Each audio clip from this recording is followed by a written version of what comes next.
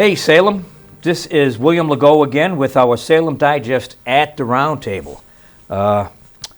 We've got a pretty good guest here today, a gentleman that's been in Salem for a fairly long period of time doing tours. We all know how important tourism is to Salem's economy, and I know that each and every one of you out there has an opinion as to why that is and to whether it should be, and that's fine. We respect those opinions, but today Tim and I are going to discuss the state and the history of tourism, the tourism industry here in Salem. You may hear some opinions here that you will agree with. You may hear some opinions that you don't. And more than likely, almost a guarantee, we are going to delve into the COVID situation.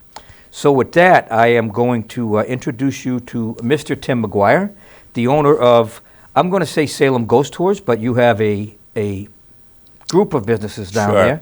Yep. And tell us about your background, Tim, how you got into the tourism business and what brought you to Salem. Sure, yeah, well, I got into the tourism business not planned. I think like most people, I graduated high school in 1990, and you know, it was going to be a football prospect, and I tore my Achilles tendon. So that kind of flipped my life upside down. And my mom was an office manager of the Boston Tea Party Museum in Boston, so I thought it'd be... That's at Congress Street where the Constitution Bridge. Is, yeah. right? No, that's over by the Children's Museum. Oh, I'm sorry. Yeah, so, but I started there. I was the maintenance guy's helper, and I was as low as you could possibly be. And you know, kind of funny story is the history was kind of growing on me there, but I still just like working with my hands. And then I started to realize the funny part was if I was going to date any of the college girls that worked there, I felt I had to start reading and learning history. And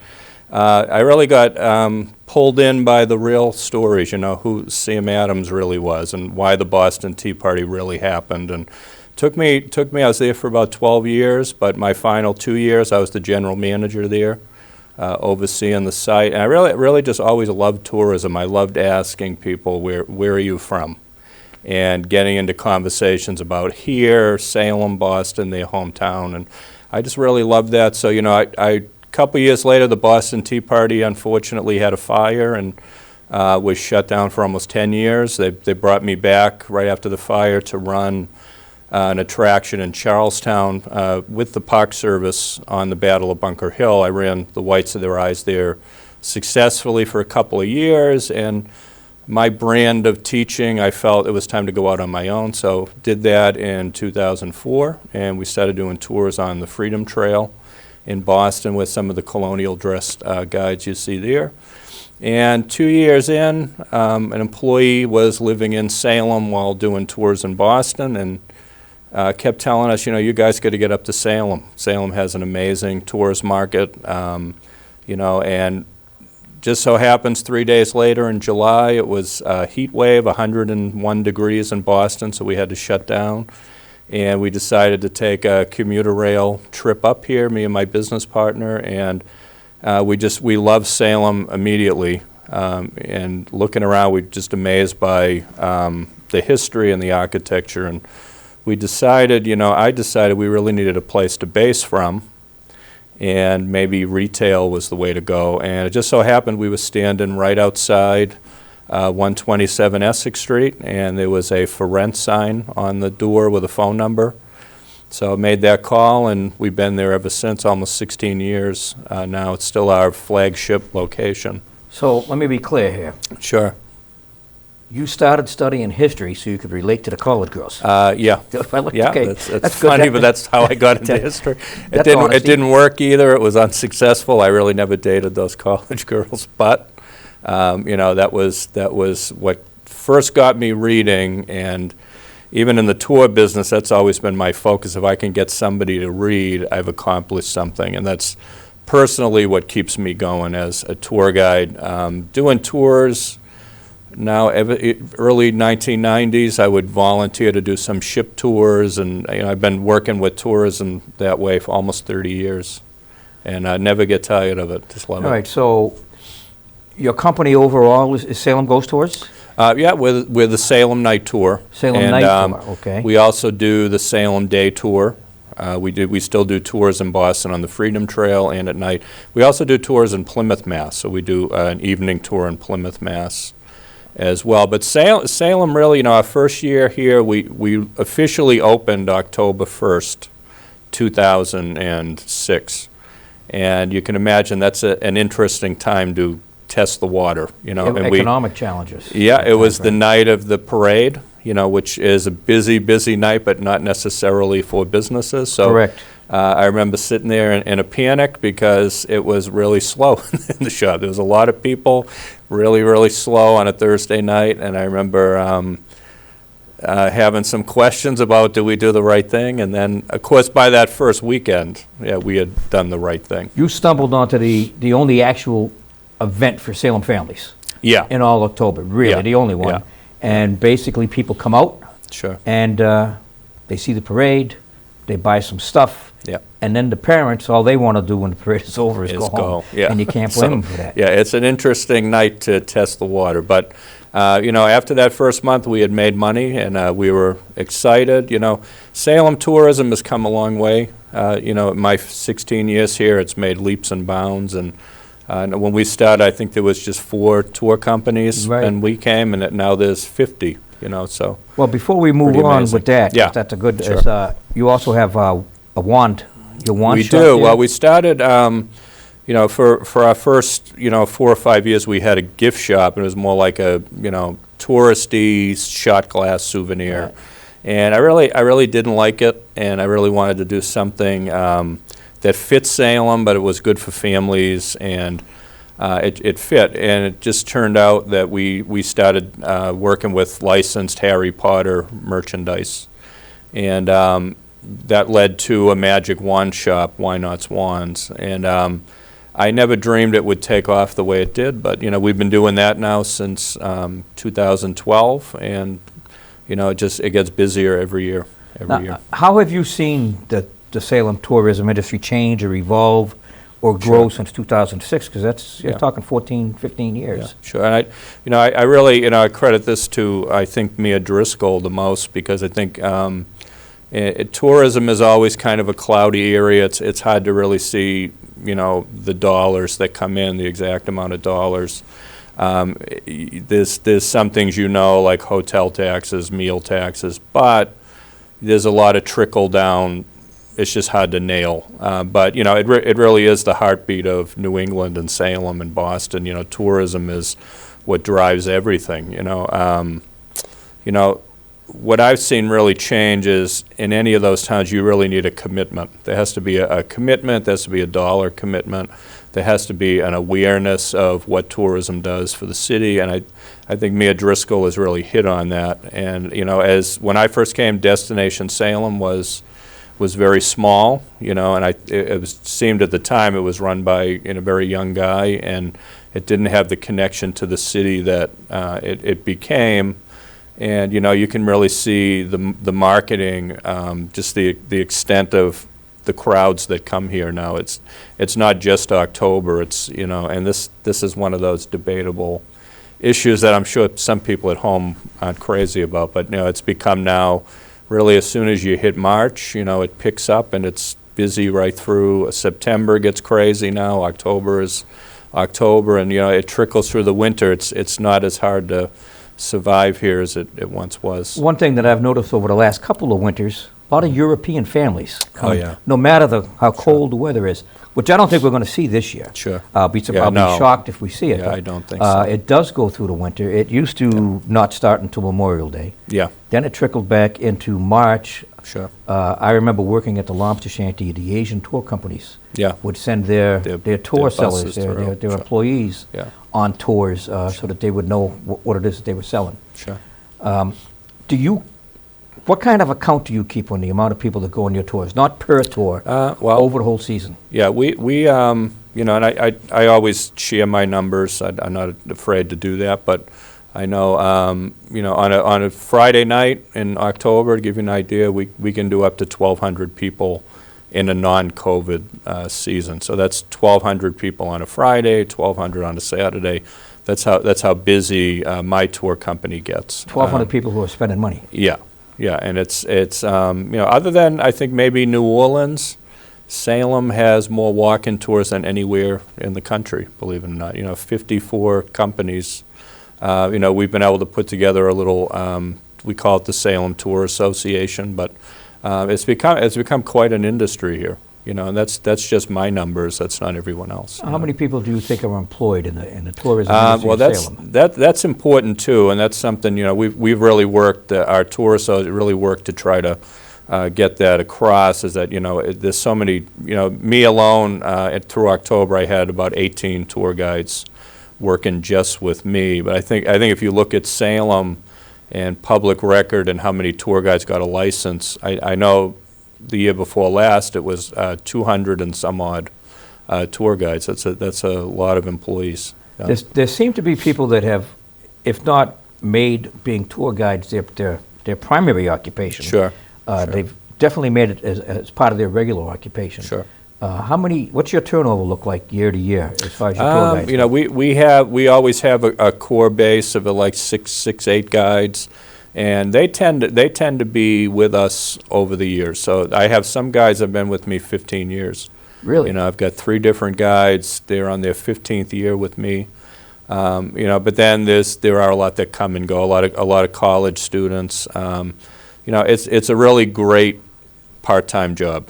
It's an amazing 2-hour a night job that's hard to compete with, and I think that keeps people just wanting to keep coming back. So Salem Night Tours goes back to 2006. 2006. Are there any standing tour companies in Salem that were around prior to that? There were. When I came, the longest running tour company was Haunted Footsteps or Salem Historical Tours. Still there. I think they're still there. They changed ownership, I think, about 5 years ago.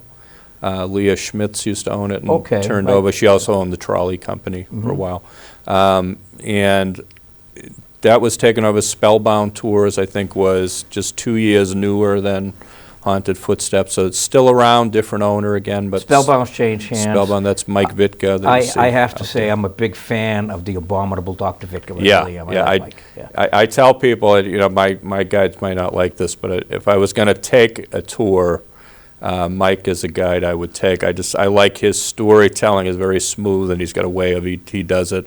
He's very true to what he does too. He doesn't no qualms. He's Dr. Vitka. He's probably, don't take this personal, the tour I recommend the most. Oh yeah, hey, that's fine. Not even probably, he is. Fine. You're right. Yeah, I know. Through the years, and I'm actually proud of this, but I think one of the complaints that we've gotten on TripAdvisor and sites like that have been not scary enough, too much history. I don't mind that as a complaint. I would take that any day of the week.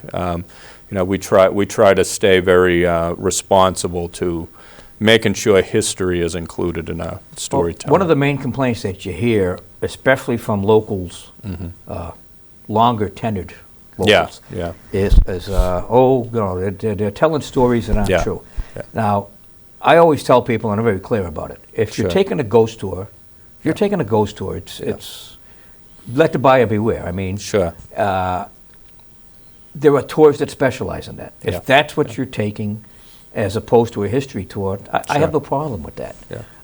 I don't look at somebody who's given a ghost tour as given a history tour, even though there may be some history involved in that. Well, what we try to do is, and I teach it this way to new guides. I've trained a lot of tour guides over the years. And I've had a lot of, right now I have a guide working for me that's working on their American history PhD, Oh, really? And we also do the Salem Day Tour, which is a very different day tour. It's a little longer. It's an hour and 45 minutes. But usually it's done by me. One of the reasons I came to Salem and was happy to come here, my mother, who's passed, she was a genealogist in the days before the internet, and I used to travel and do people's family tree. So I'm very familiar with my family tree. And one of the last things that she found, hours and hours at the Phillips Library here. When I was a kid, I'd come here with her.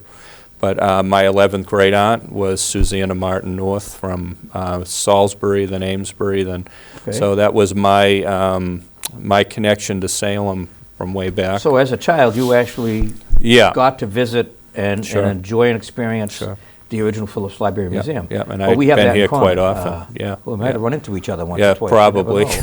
probably. We probably both had more here back then. I definitely did. I left it at home this morning. Yeah, me too. So we're going to move on now. We're going to Sure. transition. We're going to get a little more serious here. This has been a very difficult year for everybody. COVID, Corona. We're going to leave the Sure. politics itself out of it Sure. if we can. Yeah. But if we have to, we have to. How exactly did COVID affect your industry, Sure. affect you personally, affect your staff, Sure. and affect your numbers this year? Sure. Well, I'll start out with how it affected me personally. I'll never forget March 20th, 2020. 2020 was the day that Governor Baker shut down non-essential businesses, and at first, it was, I felt almost like a school kid having a snow day. I was home eating too much and watching TV, but I was really surprised after that. June 18th, when we were finally able to open, the emotion that hit me.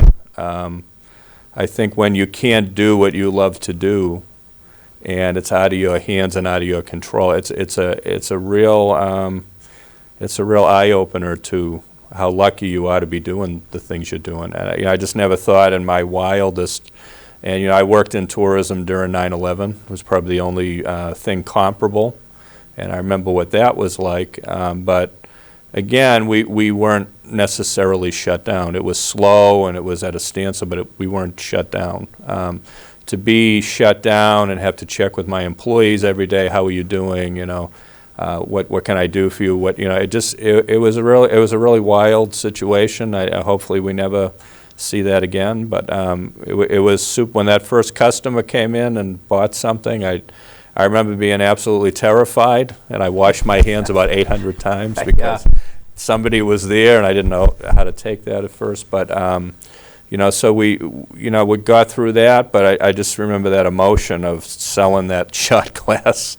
It's hard to be emotional with a shot glass, I guess. But it just to be open again and to have my employees come in again, and the challenges of keeping them safe and keeping them safe, and that became the priority, was keeping them safe. So your priority was to keep your employees safe. Yeah. And by doing that really meant that you were keeping everybody safe. Sure. Yeah, and I'd be honest with you, it was tough on me, and somebody in town gave me the nickname online. I became the angel of false hope because I could see the science and really following that every day and the numbers and where we were headed, and I felt like I really wanted to help Salem be ready. Not just me, but Salem. We need to be ready, and working with Boston as well. Boston is not recovering, and it's sad. And my tour guides there keep sending me pictures of boarded up storefronts and empty streets, and Salem is very lucky that we were as proactive as we were, because we don't need the kind of numbers to recover that the cruise lines need and Boston needs, but we're leaps and bounds ahead of a lot of places. Well, even the restaurants in Boston. Yeah. I mean, the cost of doing business in Boston is much high. greater than Salem. Yeah. I mean, Salem, it still may be an expensive proposition, but not like Boston. Not like Boston. But Boston really needs a number. To recover, they need numbers. Salem, luckily, we can have 400 people in town, and it's busy. So right. A lot of I remember early on, a lot of the projections and the studies, they were saying, 3 years down the line before tourism recovers. But again, that's the cruise lines and the airlines. It's not. Salem, luckily, it doesn't take a massive amount of people to function. I could see the airlines recovering quicker than the cruise lines. They may never recover. No, cruise. I don't think it's going to be a long time before people want to be jammed up in a cruise ship. Cruise lines and buffets at restaurants. And I don't think you could see those. In those cases they had at the beginning, that's what we focused on. These cruise ships stuck out at sea for a while. And, I think it's going to be a long time. Just public relations recovery. For cruise lines. But, personally, it was, to me, owning a business, tourism is a challenge. September, October, that's hurricane season. So we never know when Hurricane Sandy is going to hit. And that was the only real taxing October I can remember was 2011, 2012. That October we got hit with Hurricane Sandy, high gas prices, and it was a really tough October. I didn't really think that was possible. But personally, I always look at the challenges of a business, and COVID-19 to me was a challenge. How do I stay alive? How do I keep my employees safe? How do we prepare? And I tried to share that as best as I could with Salem, and I think early on I got that nickname because I think I was wanting to meet the challenge, and follow the science and the numbers and do the right thing. So to me, I think I was anxious to get going. I think some people took that maybe the wrong way. Well, you said earlier that both Salem and Boston were very proactive in their actions. And Salem, through the mayor, has basically acted in step with the governor. Have you any thoughts on anything in particular about how Salem reacted that affected there were, business? it's again, this you hear this all the time. This is unprecedented. This is, in history we've been through a lot of pandemics. 1691 leading into the witch trials. If you look up the pandemic of 1691, 10% of New England passed. It was a huge deal, and of course you can almost see the mindset coming into the witch trials. So we have been through these before. 1918, 1913. We've seen these things. And it's always been pretty consistent, wearing the mask, distancing, being smart. And, I think Salem had a huge challenge this year because there's businesses here, and then there's 46,000 people that live here. And if you're Mayor Driscoll, you have to balance everyone's interest. So it's not just about the businesses, it's not just about, but it's a tough line to walk, and I wouldn't have wanted that to be me. Tough spot. You weren't going to win, It's like everything. I think there was some game plan that was great. I think there was some that, when you look back, was maybe not so great. I know that the week before Halloween, we were asked to voluntarily close, which is a hard thing to do for employees that don't really have a stimulus anymore. So these employees they need to make money in October as well to get them through the winter. So it was a challenging time. And I think looking back, the police presence I think was a little overdone that weekend. I think the city quickly learned from that and backed off. They did. I think that was smart. I don't think that was a great look that Friday night. But at the same time, there was, and this is probably overdue, and I don't think anyone's really come out and really talked about it that much. But if you really look right now, we're a month away from Halloween, just about, and there really hasn't been anything tied to tourism. I could be wrong, but I haven't heard a museum having to close. I haven't heard a tourist shop having to close. I haven't heard any outbreaks tied directly to tourism, trolley rides. So, I think we took one of the largest events since COVID started, and I think you can't thank and congratulate the city enough because we I think did an amazing job on both sides. And we came out of a really hectic, crazy situation, and luckily, it seems nothing's really. There hasn't been a super spreader.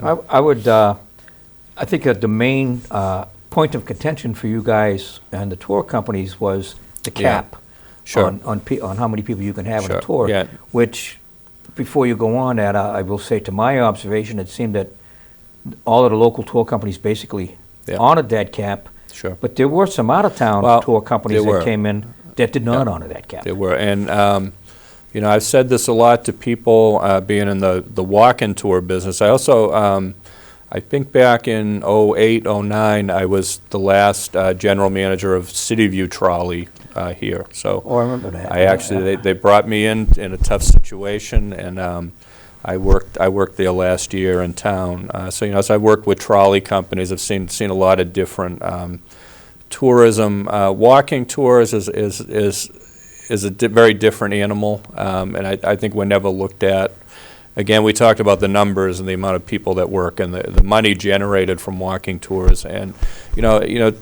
I think we're very underestimated because I think we're just viewed as the mom and pop. This is their little side thing, and I don't think they realize how many people we really carry, and ambassadors to the city for those people.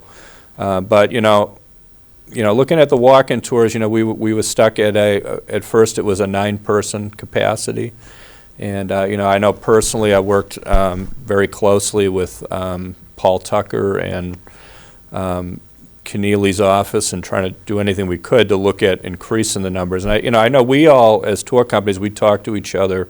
We weren't trying to do anything crazy. We didn't want 40 people, 50 people, which can be the norm. We were looking to do more like 15. That's what our guides felt comfortable with. 15, 5 people doesn't seem like a lot, but that's a big revenue increase. Of course it is. As you're managing payroll and so on. But what it came down to was, and what I still hear is on the state level, they can't understand the spacing. So if you have 10 people and they're all 6 feet apart, now you've got 60 feet of space. And, of course, a family of 4 does not have to stay 6, so trying to get the mathematics of how a walking tour with distance, I think, became the challenge. And it's still our challenge. Right now we're allowed to have 12 people, which is a little bit of an increase. So we're allowed now to have 12 plus a guide. But, it was difficult in October. If you look at, if I look at retail, we also have the Halloween Museum on Essex Street that we've had now for a couple seasons, fairly new. But if you look at all those, really, it's wild to think about, but we weren't that far off from last year. As far as sales and income, it wasn't that far off. It was just the tours that were down, and that it was tough to deal with that. Financially, it was tough to deal with it, but we did, and it turned out October was a very good month. I'm one of the lucky ones. Well, that's good. So, 14 years in Salem. Yeah. After the time spent in Boston and learning your Sam Adams history there. Sure. What's your favorite part of Salem history? Is there Sure. a favorite subject? Sure. Well, be honest, partly because of my family tree, but I always felt, I remember my first day in Salem, and I went into the visitor center, and I tell this little story on every tour. Went into the visitor center, and I worked along the Park Service, worked alongside them for a bit, and I know that you're supposed to be fluent in any history in a 5-mile radius, and I felt it was a little odd because I was pushed on every other thing there was in Salem. I was pushed on the maritime trade and all those things. And I kept trying to stress, well, I'm really here to learn about my ancestry and what's the best way. And I really walked away having to do what everyone does that comes here. I did the Witch Museum. I did some of the smaller witch museums. I ended up doing a lot of my own research, but I was a little surprised because being new here, I felt that's why everybody comes here. You've got this huge important event that happened here, and it's enough to get people here. And I felt for a long time Salem didn't always do a great job at teaching people the reason they came here. But the witch trials are always my favorite, and I think even though it's everywhere here, it's still the underdog. And I think when you talk with historians and professors, they're always quick to want to jump on that maritime trade. The American Revolution was here. Leslie's Retreat that happened here on March 3rd of 1775. Yes. If you don't mind me sharing a couple of little tidbits with that, Paul Revere's famous Midnight Ride that he makes a month later, people don't always realize that he had to be snuck out of Boston. He had been in jail for 2 weeks out at Castle Island. That was because of Leslie's Retreat. He was captured on his way to get to Salem, up to North Salem.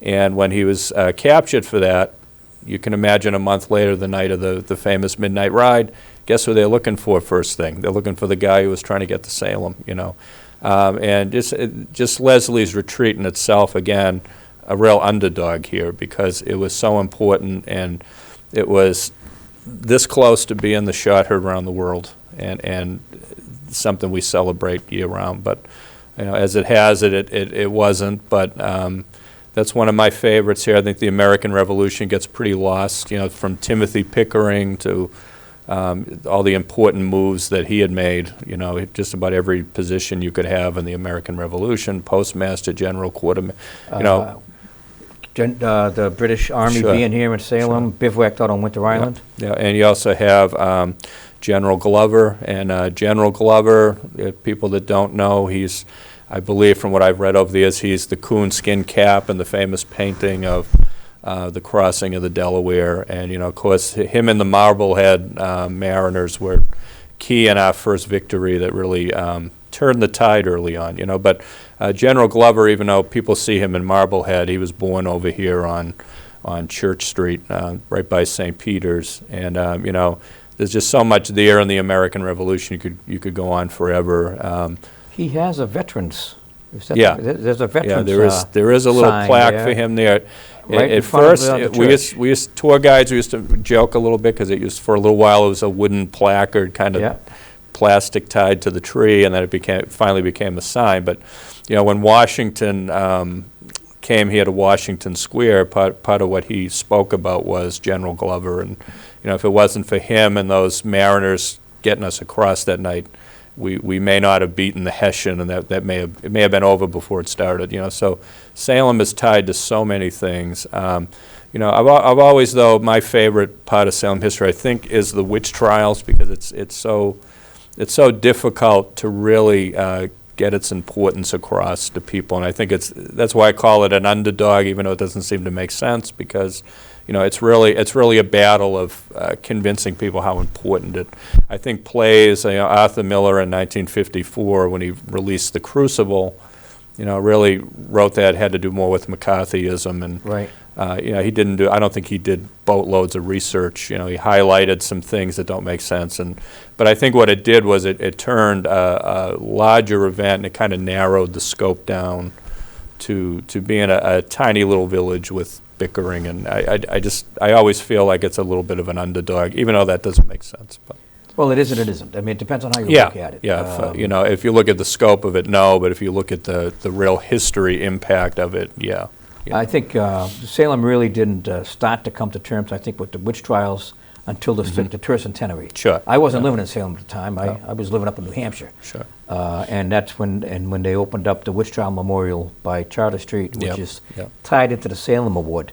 Yep. But since then, now we've got a second Witch Trial Memorial Memorial at another one. At Proctor's Ledge. Yeah, interesting you say that. I'm one of the somewhat skepticals, and I remember when Tad Baker came out and it got publicized. My first thought was, and I talked to someone in the know, and was kind of like, is there evidence that we're not seeing?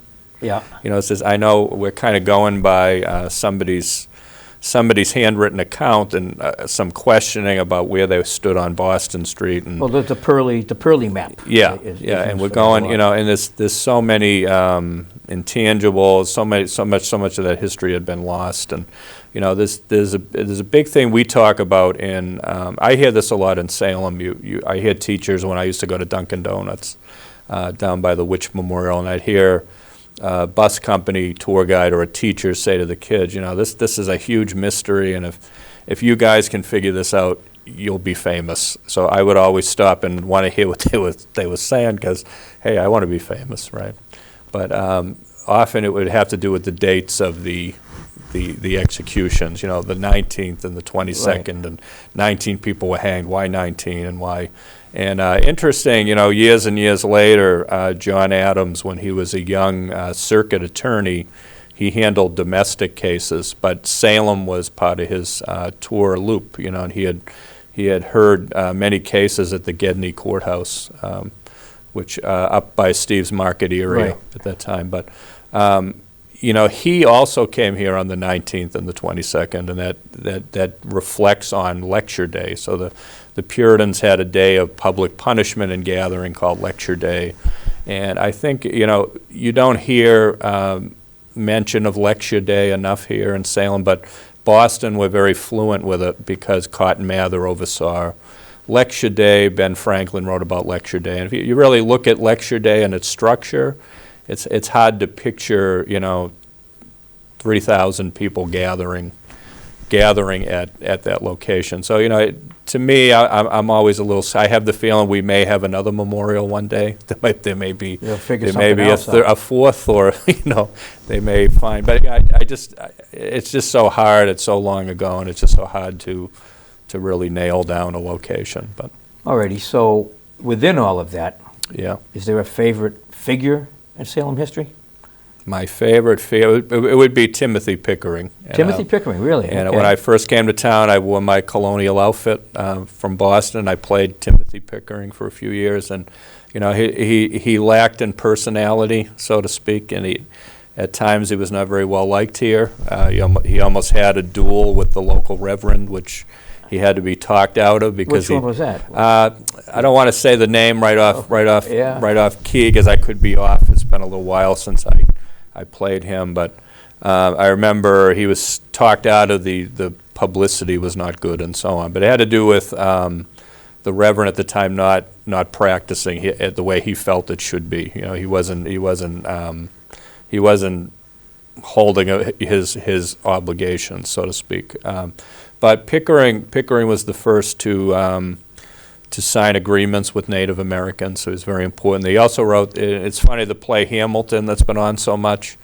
I've seen so many people online write, it's ironic because Hamilton wrote the Alien Sedition Acts, which he did not write. That was Timothy Pickering. And I did not know that. If you didn't know what that was him as Secretary of State under John Adams. John Adams had asked him to write the Alien Sedition Acts, which were an act that if you publicly or had written in a newspaper and made fun of the president, you could be arrested for that. John Adams was kind of a sensitive soul. Yeah, John Adams, he really felt that he should be king of the New World, and he didn't really need to communicate with others.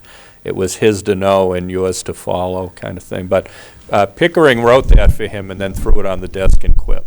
He said, this is one of the most un-American documents that anyone's ever written, and he walked out. So Pickering had high standards. He also there's some claims I've seen back and forth, but there's some claims that Pickering may have been in the room with Washington when he found out that Cornwallis had surrendered. I had heard some writings locally, but it hard to back up. But there's some that hint he may have been there that day. And of course, Washington. Part of his speech when he was here as well was Timothy Pickering as his right-hand man at the end of that war. So 1783, when Yorktown happens, we had just gotten all of our troops to Yorktown just in time to meet up with the French Armada, and he really went on and on thanking Pickering as quartermaster general. He felt getting those men together from all of those locations at one time was one of the biggest achievements of the war. An army can't fight if it's not there. No, and just to coordinate that whole thing. Washington, credited those two, born in Salem, General Glover and Pickering. It was a big part of his time here was those two men. But I've always felt Pickering is he's that picture on the old town hall that I don't think anyone knows who he is, but they probably don't. He has a wharf named for him, but he never owned a ship. Yeah, he's kind of a forgotten figure. Even though in the house on Broad Street, sure, which I don't know if it was the last one, if there was one after. When I first came back to Salem, 97, 98, Hank Pickering was still the caretaker there. He was a hoot. He was hilarious. Sure. I did some landscaping and type of stuff for him. Yeah. And he was very upset that he had like a 32-foot sailboat that he had to put out in the harbor. Yeah. Because he couldn't put it at the wharf, named for his for his ancestor. So he is kind of a forgotten figure. Yeah, he's someone you could design a tour around, and there's also we're working on a new product that we're really excited about, and it's been over a 2-year project. Me and one of my tour guides, plus we're also working on something similar for Boston. We call it the People's Tour, but it has to do with activism. It was 1633, very early on. you had Roger Williams get his Sure. start here in Salem. And he was not popular because he felt we needed to pay the natives for the land we took, and that became not a popular idea. He wanted to be fair? Yeah, he wanted to pay the Massachusetts tribe for some of this land we took, and he ends up founding. But that's probably some of the earliest activism you ever hear in early American history. And Well, they threw him out. started here. Yeah, Yeah, and that was his big deal. He wanted to pay natives, and that wasn't very popular. You can No, imagine. I can imagine not. So he's going to find Rhode Island the place of tolerance, kind of like our arch rival in early colonial times. So this tour is going to feature activism. There's a family, the Ramons, that we're really going to focus on. And if you remember where Goodnight Fatty's was down Higginson Square, that's where the Ramons had their bed and breakfast for a while. But they think they had worked here. If the Underground Railroad was here, it was the Ramons that They sold oysters worked and with and it. seafood. Sold in that same from section, that yes. area. So we're hoping to get some publicity a little down the line, hopefully maybe get a plaque for the Ramons in there And for you'll all tie the work Hamilton they've Hall done. into that. Oh, yeah. Now, absolutely. interestingly enough, and I'm going to have to make it a point to Sure. reach out and see, 4 or 5 years ago, I sat on a small ad hoc committee Mhm. it was before they opened up Vermont Park down there at the end Yep, of Bridge Street. yep. And they were talking about a statue Sure. for Sarah. Yeah. And we actually took a field trip to Gloucester to, the name escapes me, to a Sure. world-famous sculptor up there. Okay. Who was working It's gonna- on a sculpture at the time.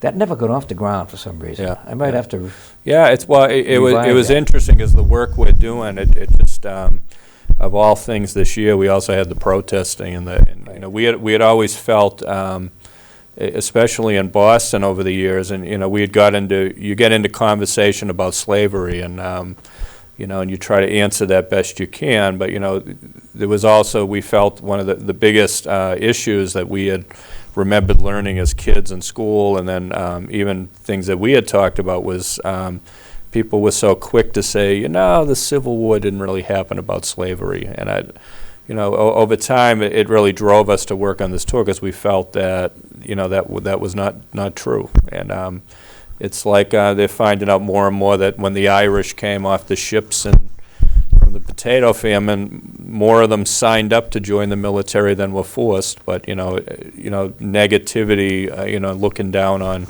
Irish Catholics when they came, we were quick to teach. Well, they didn't really want to fight; they were impounded. right. But that's probably a mistake we've made teaching history for years. Is that it wasn't really about slavery, but it really was. And Well, that's Salem has, kind of what over the drove us. years, had a difficult relationship with slavery. Yeah.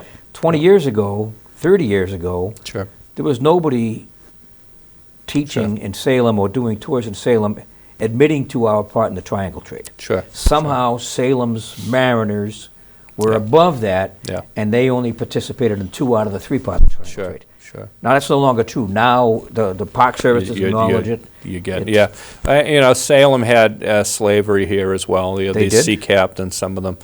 You find, when you start to get into that Civil War era, you find a lot of indentured Irish servants come up. Irish Catholic indentured servants. And it seems almost like that was our big issue here in Salem.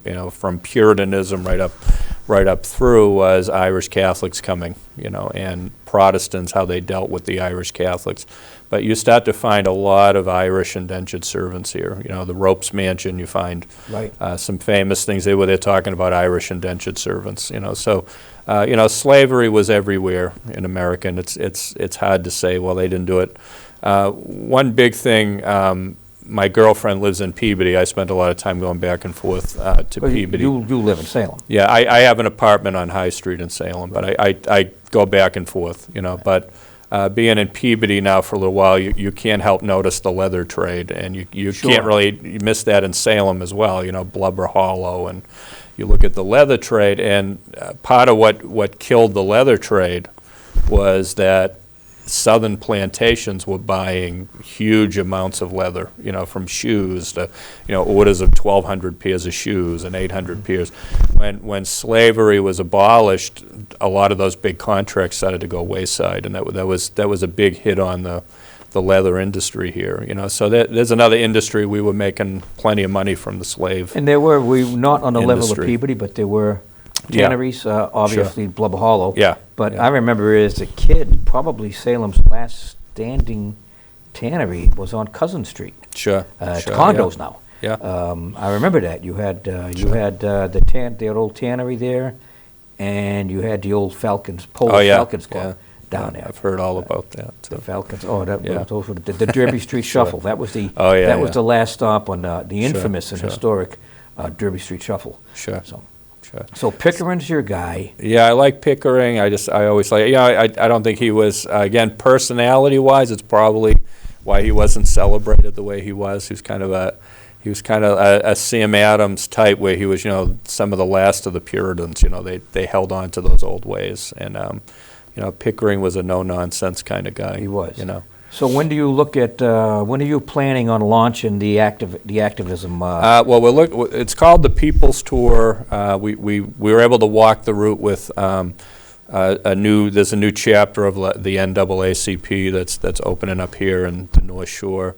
We were able to get their blessing, and they walked the route with us a little bit, and we talked. And so there's a big lecture Thursday night coming up, and I don't have all the info with me because I got invited to it this morning. But it's lectures on the Ramones. And have you made any connections with the Ramon family? There's a connection we've made through the NAACP, and again, I don't want to give names. No. My tour manager, who's been more working with that the last couple of years, he would know for sure. When they opened the park on Bridge Street, there was a family member there that day. Yeah, we've reached out to some people, so there was a lot of really good feedback from organizations, and it's funny that 2020 became an explosion of all these issues and problems, and we'd been working on this already for 2 years, and it's funny that it finally for us it came to a point where we were ready to start actually launching it right as all these protests were happening. And we also took a little bit of a back step during that time because we didn't want it to come across as though this was something we're trying to cash in on. That's why we really wanted the blessing of the NAACP before we did anything, so that they could see what our intentions were. It's the kind of product that if no one ever took it, we'd still do it. Will that include any focus on Charlotte Fort and her family and their role in education in America? Yeah. Because that's a fascinating story, too, that does not get near enough play. I want to say the Perry School up there where I have my apartment, that was one of the first black education centers here. It was also one of the first to have black teachers, which was a big deal at the time. And Salem initially took a step forward in that direction. Then took a step back. And then a step forward again. Yeah, and that's American history in a nutshell. I think that's what 2020 was. I think in a lot of ways we took a big step backwards. At least we exposed a lot that had been kind of quiet and maybe hidden away. And I know having my company, a lot of those years were through the Obama years. I think I heard this as an anthem a lot that well we have a black president, so we're obviously not racist anymore. And I think that was a mistake too. Well, racism. It's always there somewhere hiding. And I think 2020 exposed a lot of it. A lot of work to do. A lot of work to do, but 100 years from now, 200 years from now, it's still good. 1,000 years from now, it's always still been going to be an there. issue. I think it's part of human nature. We're flawed creatures. So, for sure. When you do your tours, of course, you focus somewhat on Salem's original configuration before the landfill. Yeah. How much do you cover with the tourists about that beyond just the fact that it happened? There was a great documentary that I watched. And it's funny, as Boston has more landfill than anywhere in the world, close to 80%. So occurring basically at the same time as Salem. Same time. And there was, we had always kind of given the educated guesses of, well, as the population grew, we needed space. And there was a great documentary I saw about 6-7 years ago on PBS called The Underground, and it had to do with the first subway. 1897, Park Street Station opened, and there was a subway that went one block, one whole block from one. But there was a lot of fears about being underground and close to down the, it was an interesting documentary, but what I came away with, the biggest thing I came away with was that's the landfill. So as the railroad was becoming something that was going to reshape America, and it's funny because if you go to the commuter rail today and you take it into Boston, you're really going over the landfill. Right. Because they really, in order to really to cash in or be part of the railroad, goods coming in from Nova Scotia by train, they would bypass Salem and Boston and go to Albany unless we had filled in a lot of that land. So you find in the 1850s there's suddenly like a much bigger landfill happening. And a lot of that is, and it's funny, Nathaniel Hawthorne, some of his first writings are reporting at the new train station and telling you all about the characters that are arriving and the merchandise coming off those trains. So for Salem, it's really like its second boom, as being the busiest seaport in late colonial America, and then losing that. All of a sudden, here comes the railroad, and we kind of cash in again, because they come in here before they go to Boston. Bringing coal in. So you bring up Hawthorne, which is interesting because I look at the two fountains on the mall. Sure. I call it the Hawthorne Fountain, and then to me, it's still the East India Square fountain. Yeah. It'll always be the East India Square fountain. I personally love both fountains. I think we messed up the Hawthorne fountain with that redesign. It's horrible. But I don't want it to go anywhere. Yeah, it's important. And the East India fountain, I just love the fact that it represents in those two layers of cobblestones Salem before and after. Sure. I know.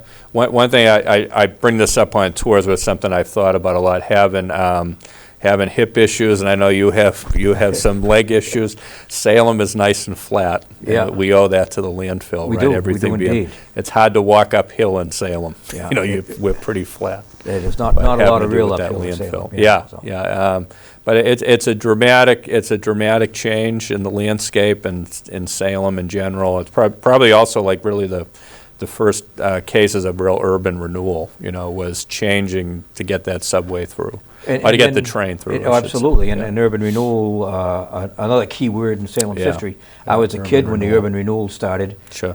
We spent a few years tearing stuff down, Sure. and then we spent some years trying not to tear stuff down. Sure. We lost the Paramount Theater. Yeah. I think that's probably the one spot that everybody, all the old timers in Salem, really lament that we lost, other than the old Trinity. That's like that's my one reason for wanting people to go in that mall, is that there's those old photos in the hallway, and I think people pass by and don't notice. But when you see the scope of downtown Salem and how booming it was, and again, from the railroads up to 1910, 1920s, Salem is, it's why the famous Houdini escape happens here, because Salem is a major player in America. It's a major city, and I think if you don't see those photos, you would never come away thinking that ever.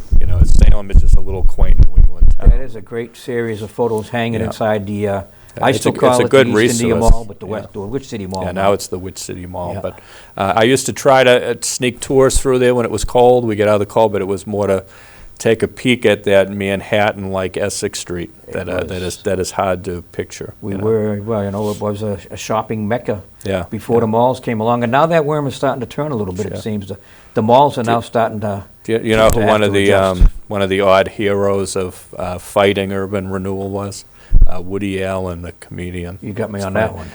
He had given lectures at Harvard here all over the country because he had seen what Manhattan had lost during urban renewal. So he became an odd champion of urban renewal. Woody Allen, fighting of all urban people. renewal, yeah. Right up there with He Huxley. gave a lot of lectures on He's such a fixture in Manhattan and New York, and loves it. And you know, you don't think of him as a historical activist. They think right? of him as a lot of things, but not as a historical. Not a hero in saving our history, no. Well, Tim, this has been informative.